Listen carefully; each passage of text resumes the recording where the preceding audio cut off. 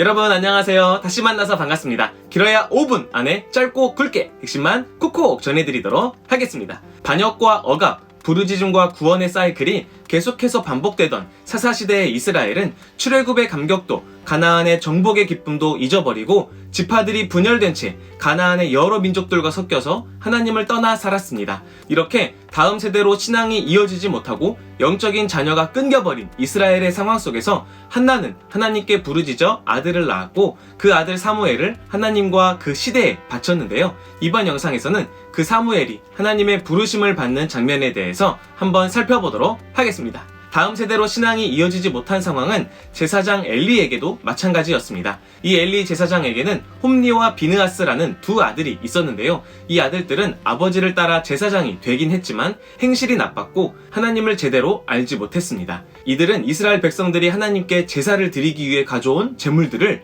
하나님께 바치기 전에 가로채기도 하고 심지어는 회막문에서 수종드는 여인들과 동침하기까지 했는데요. 이 회막문은 하나님께서 이스라엘 백성들과 만나고 말씀하시는 자리거든요. 이곳에서 이들은 하나님의 제사를 무시하는 것뿐만 아니라 아예 대놓고 하나님 앞에서 죄를 짓고 있었습니다. 이들을 보니 하나님의 불이 아닌 다른 불로 제사를 드리다가 죽었던 아론의 두 아들 나답과 아비후 이야기가 생각이 나네요. 이 둘의 결말도 어떻게 이어질지 뻔한 것 같습니다. 한편 성소에 바쳐진 사무엘은 제사장의 의복인 세마포 에봇을 입고 하나님을 섬기고 있었는데요. 사무엘의 부모는 매년 성소에 제사를 드리러 갈 때마다 사무엘의 옷을 지어다 주면서 사무엘이 하나님 앞에 바르게 성장할 수 있도록 도왔습니다. 이런 모습을 보신 하나님께서는 한나에게 세 아들과 두 딸을 주셨습니다. 그리고 아이 사무엘은 점점 자라며 하나님과 사람들에게 더욱 은혜와 사랑을 받았습니다. 엘리 제사장의 아들들과 사무엘의 모습이 이렇게나 다르네요. 그러던 어느 날 하나님의 사람이 엘리 제사장에게 나타나서 두 아들이 죽을 것이고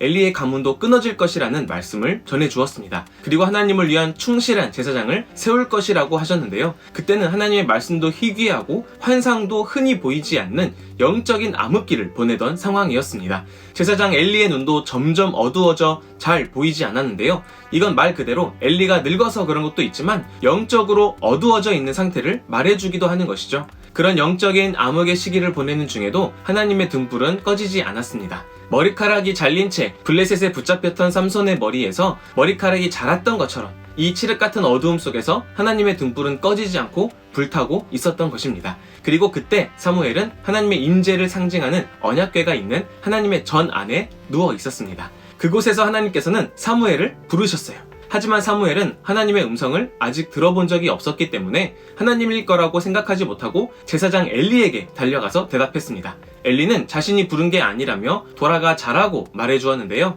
하나님께서 부르시고 사무엘이 엘리를 찾아가기를 2번 반복하고 3번째가 되었을 때 그제서야 엘리 제사장은 하나님께서 사무엘을 부르신 거라고 깨닫게 되었습니다. 엘리 제사장은 사무엘에게 하나님께서 다시 부르시면 여호와여 말씀하옵소서 주의 종이 듣겠나이다 라고 대답하라고 알려주었습니다. 그리고 하나님께서 다시 부르셨을 때 사무엘은 엘리 제사장이 알려준 대로 대답했습니다. 그러자 하나님께서는 사무엘에게 엘리 가문에 대한 심판의 말씀을 전해주셨는데요. 그러다 보니 다음날 엘리가 사무엘에게 하나님께서 무슨 말씀을 하셨는지 물어보았을 때 사무엘은 선뜻 대답하기가 어려웠습니다. 하지만 엘리가 하나님께 들은 말씀은 숨기면 안 되는 거라고 알려주자 사무엘은 하나님께 들은 말씀을 숨기지 않고 자세히 말해주었습니다. 사무엘에게 심판의 메시지를 다시 한번 듣게 된 엘리는 하나님께서 보시기에 좋을 대로 행하실 거라며 하나님의 뜻을 받아들였습니다. 이걸 보니 하나님의 불에 의해 아들들이 죽었을 때 잠잠할 수밖에 없었던 아론이 생각나네요.